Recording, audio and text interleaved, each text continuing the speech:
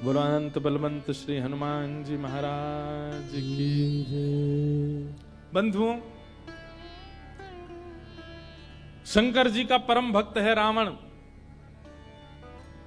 लेकिन उसी रावण के दुष्टता पर एक दिन शंकर जी बड़े चिंतित हो गए और शंकर जी ने मन में विचार किया कि भाई ये हमारा भक्त है, हम चाहते तो ऐसा है कि हमारी तीसरा नेत्र खुले और जल के भस्म हो जाए, पर गुरु को चाहिए अपने शिष्य को दंड तो दे लेकिन मृत्यु दंड ना दे। लेकिन ये काम ऐसे कर रहा है और ये आगे भी ऐसे कार्य करेगा कि इसको मृत्यु दंड ही मिलना चाहिए और मेरे द्वारा ही मिलना चाहिए, क्योंकि मेरे इष्ट राम को ही परेशान करेगा। तो क्या करें? तो शंकर जी का संकल्प हुआ कि इसके वध में कारण मैं बनूं। तो शंकर जी के मन में आया कि हम 11वें रुद्र श्री हनुमान के रूप में जाएंगे और हम ही कारणभूत बनेंगे इसके वध का, और एक पंथ दो काज होंगे, रावण का वध भी हो जाएगा और मेरे इष्ट श्री राम जी की मैं भक्ति भी करूंगा, सेवा भी करूंगा, उनसे प्रेम भी करूंगा। अभी तो मैं शिव स्वरूप में हूं, मुझे ईश्वर तत्व माना जाता है और मैं ईश्वर तत्व हूं भी। इस कारण से कई बार ऐसा होता है बंधुओं कि अगर शिव जी को राम जी का भक्त बता दो, शैव बड़े नाराज हो जाते हैं, हमारे शंकर जी बड़े हैं, आप उनको राम भक्त क्यों कह रहे हो। कई बार शंकर जी को कृष्ण भक्त बता दो तो शैव लोगों को बड़ी क्रोध आता है, बोले हमारे महादेव कोई कृष्ण के भक्त हैं। लेकिन वास्तवता यही है भैया, आप मानो चाहे मत मानो। आप मंदिर में जाकर के ओम नमः शिवाय कहते हैं महादेव के आगे, उनको प्रसन्नता होती होगी, लेकिन आप मंदिर में जाकर के राम राम राम राम कहते हैं तो महादेव अत्यंत प्रसन्न हो जाते हैं।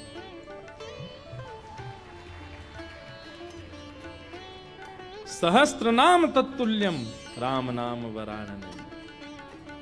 हजारों बार कोई राम नाम कहता है तब राम नाम को सुनने के लिए महादेव स्वयं प्रकट हो जाते हैं। कृष्ण नाम सुनकर के स्वयं प्रकट हो जाते हैं महादेव। तो महादेव ने विचार किया कि मेरे इष्ट की सेवा भी हो जाए और ये दुष्ट रावण का वध भी कारण मैं बनूं। तब महादेव ने विचार किया और ऋषियों से कहा कि भाई ऐसा हमारा मन का विचार है कि हमारा ही तत्व जावे पृथ्वी पर और राम जी की सहायता करे रावण वध में, और राम जी की सेवा आराधना भी कर ले। तब ऋषियों ने कहा महाराज, इस धराधाम पर पृथ्वी पर आपके तेज को धारण करने की सामर्थ्य किसी स्त्री में नहीं है, कौन धारण करेगा। तब ब्रह्म लोक की एक अप्सरा थी, उनका नाम था कुंजस्थला। उन्होंने एक ऋषि का उपहास किया, बहुत ध्यान से सुनिएगा, और उस उपहास के कारण ऋषि ने उनको शाप दे दिया कि तुम बानरी हो जाओ। इतनी जोर से हंस रही हो संतों के ऊपर। एक बात बता दें आपको, जो संत ऋषि महंत भक्त वक्ता वैष्णवों के ऊपर या उनकी भक्ति के ऊपर हंसी करते हैं, उनको ही बानर बनना पड़ता है अगले जन्म में। इसलिए कभी किसी भक्त की हंसी मत करना। कुंजस्थला को शाप दे दिया, बोले जाओ तुम बानरी बन जाओ। लेकिन क्रोधापि देवेन वरेण तुल्यम, बड़े लोगों का क्रोध वरदान के समान होता है। वो क्रोध में श्राप तो होता है पर उसमें वरदान भी होता है। कुंजस्थला अंजनी मैया के रूप में पृथ्वी पर प्रकट हुई और आपका विवाह बानर राज केसरी जी के साथ में हुआ। पर केसरी जी को भी शाप लगा हुआ था, ऋषियों ने श्राप दे रखा था कि आपकी कोई संतान नहीं होगी। कैसे संभव हो। और तभी महादेव ने मन बनाया कि भाई हमारा अंश स्वरूप पृथ्वी पर आवे। तो महादेव की नित्य आराधना करती थी अंजनी मैया। ऋषियों ने अंजनी मैया को चुना, बोले यही हैं जो महादेव के तेज को, महादेव के बल को, महादेव के जो आत्म तत्व है उसको भीतर स्वीकार कर सके। इनका तप अद्भुत है। और क्यों ना हो, विवाह के उपरांत भी ब्रह्मचारिणी थी अंजनी मैया। बहुत ध्यान से सुनिएगा। एक दिन पर्वत पर बैठ करके अंजनी मैया महादेव की उपासना कर रही थी, तभी उनको स्पर्श का अनुभव हुआ। तुरंत अंजनी मैया ने नेत्र खोल करके कहा, मैं शाप दे दूंगी, कौन है, मेरा स्पर्श करने की हिम्मत किसने की। तभी पवन देव प्रकट हो गए और पवन देव ने कहा कि मां मुझे क्षमा करें, पर मेरा स्पर्श का अधिकार सबको है, मैं सबको स्पर्श कर सकता हूं, मेरा स्पर्श अपवित्र नहीं होता। इस पृथ्वी पर चींटी से लेकर के हाथी तक कोई भी नहीं है जो मेरे स्पर्श से वंचित रहता हो, इसलिए आप बिल्कुल मुझे शापित मत कीजिए, मेरा स्पर्श करने का अधिकार तो सबको है। अंजनी मैया बोली, तो फिर मेरा विशेष स्पर्श क्यों किया आपने। तब उन्होंने पूरी बात बताई। बोले कि मां, महादेव की इच्छा है कि उनका तत्व प्रकट हो। मोहिनी रूप को देख करके महादेव इतने प्रसन्न हो गए कि प्रेमाश्रु के साथ उनका समस्त बल पृथ्वी पर झरने लगा, जिसके रूप में पृथ्वी पर विविध रत्न प्रकट हो गए, हीरे, सोने, चांदी, ये सब महादेव के प्रेमाश्रु से प्रकट हुए हैं। और उन्हीं प्रेमाश्रुओं को कई ऋषियों ने अपने अपने प्रेम पुटों में धारण किया। उन्हीं में से एक बिंदु मुझे प्राप्त हुआ और मुझे ऋषियों की आज्ञा हुई कि मैं आपके अंदर उसको व्यवस्थित कर दूं, ताकि महादेव का जो 11वां रुद्र स्वरूप है वो आपसे प्रकट हो। इसलिए मैंने आपके स्पर्श करके आपके कर्ण पुट से महादेव का वह योग बल आपके भीतर व्यवस्थित किया है। अब आप जल्दी ही एक दिव्य भक्त, दिव्य बलवंत और दिव्य श्रेष्ठ बालक को जन्म देंगे। कितने पिताजी हनुमान जी के? पवन पुत्र, शंकर सुवन और केसरी नंदन। पवन देव के वे पुत्र हैं। हनुमान जी के शंकर, अब यहां पर ऋषियों का, संतों का शंकर स्वयं केसरी नंदन, शंकर स्वयं ही आए हैं और शंकर सुवन यानी कि उनके पुत्र हैं। किसी का भाव ऐसा भी है कि भाई स्वयं शंकर जी के पुत्र कैसे हो सकते हैं, स्वयं शंकर जी आए तो इसलिए शंकर स्वयं केसरी नंदन। अब जो भी बात हो, इसका विवाद तो बड़े लोग ही करते रहे, हम तो बालक हैं, हम तो जैसा मिले गाते रहेंगे, आनंद करें सब। 3 पिताजी हैं।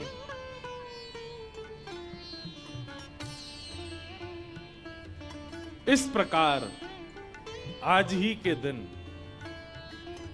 अंजनी मैया ने, अंजनी मैया के दिव्य कोख से दिव्य तेज प्रकट हुआ और पृथ्वी पर प्रकट हुए इस पृथ्वी के रक्षक, भक्तों के रक्षक, दानवों का दलन करने वाले प्रभु श्री राम के अनन्य भक्त पवन पुत्र श्री हनुमान जी महाराज की जय हो, जय हो, जय हो। श्री हनुमान जी का प्रादुर्भाव हुआ, तीनों लोकों में डुमडुमियां बजने लगी, देवता सब आनंदित हो गए, सब सुरक्षित अनुभव करने लगे। क्यों? बोले अब हमारी रक्षा करने वाले आ गए। श्री हनुमान जी महाराज का प्रादुर्भाव हुआ। देवताओं ने आकर के सबने उनको बल प्रदान किया, किसी ने बल प्रदान किया, किसी ने गदा प्रदान की, किसी ने बुद्धि प्रदान की, किसी ने मेधावी। इस प्रकार से सब देवताओं ने आकर के हनुमान जी महाराज को दिव्य दिव्य तेज प्रदान किया। पर भैया एक बात सुनिएगा, हनुमान जी महाराज के पास एक भी वस्तु ऐसी नहीं है जिसकी कमी हो। वो भले ही बानर थे, पर बानर रूप में भी इतने सुंदर थे कि उनको देखने के लिए राम जी लालायित रहते थे कि कोई हनुमान जी को मेरे सामने बैठा दो। आज भी अनेक हनुमान मंदिरों में आप देखेंगे हनुमान जी के सामने ही राम जी बैठे होंगे। प्रियतम को सामने बैठाया जाता है, भले ही भक्त हैं हनुमान जी, लेकिन राम जी को उनका दर्शन इतना अच्छा लगता है, पूरा विश्व राम जी को देखता है, पर राम जी हनुमान जी को देखते हैं। और इस सुंदरता का कारण क्या है कि हनुमान जी में इतनी योग्यताएं हैं, पर सारी योग्यताएं भक्ति से ढकी हुई है। हम लोग कैसे हैं? हमारी सारी योग्यताएं प्रकट रहती हैं। कोई व्यक्ति अगर बहुत बुद्धिमान होता है ना, उसके रूप से ही पता चल जाता है कि बहुत बुद्धिमान है। ये देखो हनुमान जी डोल रहे हैं, बाय आ जाओ। आ जाओ मंच पे आ जाओ, ये देखो पूंछ से लपेट दो एक आध पंडित जी को। अनंत बलवंत श्री हनुमान जी महाराज यहाँ बैठ जाओ आगे, ये स्पीकर के आगे बैठ जाओ। हाँ बैठ जाओ, हनुमान जी बेचारे दांत नहीं है इनके, बैठ जाओ। खड़े रहोगे थक जाओगे। हे हनुमान जी बैठ जाओ, पूंछ संभाल के, गदा नीचे धर दो, गदा नीचे रख दो, थक जाओगे। बस ऐसी कथा सुनते रहो। बोलो हनुमान जी महाराज की जय। तो हनुमान चालीसा करके ही जाना सब लोग, उससे पहले मत चले जाना। हम लास्ट में ही करेंगे कि आप चले नहीं जाओ, आपसे पहले तो हमको जाना है। पर तो क्या बता रहा था मैं? हाँ, हनुमान जी में सारे गुण हैं। अष्ट सिद्ध नवनिधि के दाता, असवर दीन जानकी माता। अष्ट सिद्ध नवनिधि के दाता, अष्ट सिद्धियां हैं, नवनिधियां हैं। महाराज हम पे तो एक सिद्धि आ जाए, सिद्धि नहीं भी आवे तो हम लोग फूले नहीं समाते। उन पे तो 8 सिद्धियां हैं, 9 निधियां, पर फिर भी हनुमान जी महाराज इतने दीन कैसे? भक्ति। किसी का ज्ञान प्रधान होता है, किसी का स्वरूप प्रधान होता है, किसी की योग्यताएं प्रधान होती है, पर हनुमान जी महाराज ने सबको गौड़ करके अपने भक्ति को प्रधान रखा है। अच्छा एक बात बताएं, हनुमान जी का एक गुण है, बहुत ध्यान से सुनिएगा। हम सब में कोई योग्यता आ जाती है, जैसे किसी को गाना आ जाए, किसी को बजाना आ जाए, किसी को नाचना आ जाए, तो अपने उस गुण के स्वामी हम खुद बन जाते हैं। जो भी गुण है हमारे अंदर, उस गुण के स्वामी कौन है? हम खुद बन जाते हैं।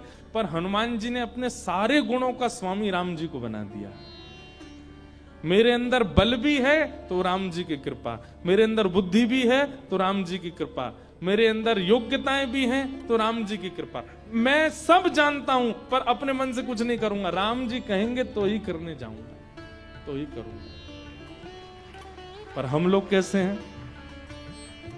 सारे गुणों को, सारी श्रेष्ठताओं को अपने ऊपर ले लेते हैं, इसलिए हम लोगों का उससे कल्याण नहीं होता, उससे कहीं ना कहीं हमारा मन विक्षिप्त रहता है।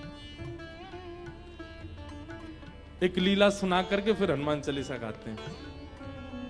ठाकुर जी भी आ गए। जैसे किसी की विदाई होती है तो कोई बहुत रोता है ना, तो उसको अंदर कमरे में ले जाके समझाते हैं। ऐसे विचार के समझा बुझा के लाए, बोले फिर आएंगे कोल्हापुर में, फिर भक्त चरित्र होगा, आप चल दो, ऐसे मत करो।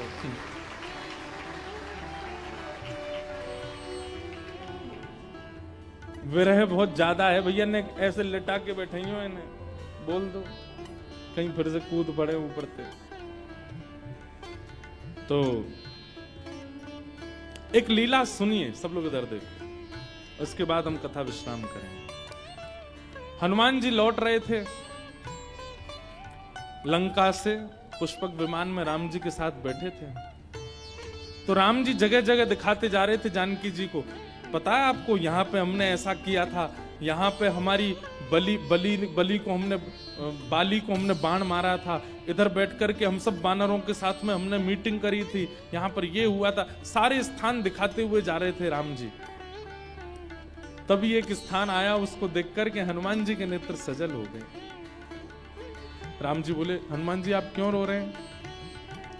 हनुमान जी बोले, अब जो नीचे स्थान है ना, ये मेरी जन्मभूमि है, यहाँ मेरा जन्म हुआ है, और मैं अपनी मैया अंजनी मैया से बहुत वर्षों से मिला नहीं हूँ। मुझे सीता जी में ही अपनी माँ दिखती है, पर क्योंकि जन्म स्थान के ऊपर से जा रहे हैं तो मुझे याद आ गई माँ की।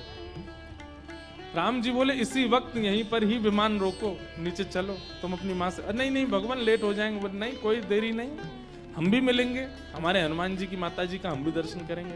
हनुमान जी बोले, आप मिलेंगे मैया से? बोले हाँ मिलेंगे, चलो। और महाराज, अब कई लोग तो अलग अलग स्थान बताते हैं, पर एक प्रकार से श्री हनुमान जी महाराज महाराष्ट्र में जन्मे, नासिक के पास में श्री हनुमान जन्म स्थान है, ऐसा माना जाता है। सब लोग अलग अलग स्थान मानते हैं, पर हम नासिक में गत वर्ष 1 महीना थे तो वहां हमको वहीं बताया गया कि यहीं पर ही श्री हनुमान जी महाराज का जन्म हुआ। दंडक वन, दंडकारन वन। और लगता भी है वहां स्थान पर, ऐसा प्रतीत भी होता है कि हनुमान जी यहीं जन्मे होंगे। तो वहां पहुंचे और सीता जी, राम जी सब लोग गए तो देखा एक पर्वत के ऊपर नेत्र बंद करके बैठी अंजनी मैया। नेत्र खोल करके जैसे ही देखा तो सामने राम जी, जानकी जी, लक्ष्मण जी, सब वानरों की सेना और श्री हनुमान जी महाराज आ रहे। अंजनी मैया के नेत्र सजल हो गए, दंडवत प्रणाम किया, बोले वाह, ऐसा पुत्र पूरे विश्व की मैयाओं को मिले जो साक्षात भगवान को लेकर के आवे। हनुमान जी को हृदय से लगा करके मैया बड़ी प्रसन्न हो गई। अरे मेरे लाल, अरे मेरे सुत, खूब पुचकारने लगी। वो प्रेम देख करके सबके नेत्र सजल हो गए। कितना प्रेम कर, हनुमान जी इतने बलवान हैं लेकिन मैया को देख करके बालवत हो गए, छोटे से लाला बन गए। जैसे एक लाला अपनी माँ के वक्ष पर ऐसे सिर रगड़ता है और माँ के गोद में बैठ जाता है, माँ के ऊपर चढ़ जाता है, ऐसे हनुमान जी चढ़ गए अपनी मैया के ऊपर। और ये श्री अंजनी मैया एक बालवत जैसे लाला को प्रेम करती हैं, ऐसे हनुमान जी को हृदय से लगा खूब पुचकार रही हैं। हनुमान जी के नेत्र सजल हो गए, राम जी के नेत्र सजल हो गए देख करके अंजनी मैया के इस प्रेम को। अब मैया बोली लाला चल अब उतरो, देखो ठाकुर जी आए, कुछ सामग्री बनाऊं, कुछ पधराऊं इनको। सामग्री सिद्ध की अंजनी मैया ने, राम जी को अपने हाथ से भोजन पवाया। हनुमान जी आज इतने प्रसन्न हैं कि मेरी जन्मभूमि पर राम जी आए हैं। देखो हनुमान जी का एक गुण देखा आपने, हनुमान जी ने जिद नहीं की राम जी से कि मेरे घर चलो, राम जी खुद गए। यही होना चाहिए एक भक्त का स्वरूप, अपने गुरु से, अपने आचार्य की, उनकी इच्छा है जहां वहां चलो, अपनी इच्छा से नहीं। अंजनी मैया ने प्रसाद आदि के बाद पूछा कैसा रहा आपकी लंका में जो युद्ध, उसकी चर्चा तो बहुत सुनी, पर आप लोग खुद अपने मुख से बताइए कि वहां कैसा क्या रहा। हनुमान जी महाराज बोले मैं बताऊंगा, पूरे लंका कांड तो मैं ही सुनाऊंगा। सुंदर कांड से सुनाना शुरू किया हनुमान जी ने।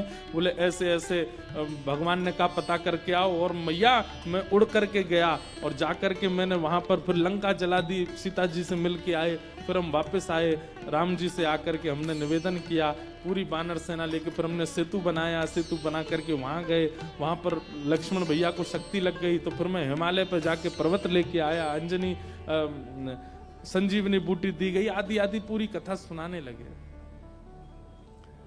सब तो प्रसन्न, लेकिन अंजनी मैया बिल्कुल प्रसन्न नहीं। सीता जी ने कहा मां, श्री हनुमान जी के इस ऐश्वर्य को सुनकर के आपको प्रसन्नता नहीं हुई? अंजनी मैया बोली मुझे बिल्कुल प्रसन्नता नहीं है, बल्कि मुझे तो संशय हो रहा है हनुमान के ऊपर। बोले क्यों? बोले हनुमान के होते हुए भी राम जी को इतना परिश्रम क्यों करना पड़ा?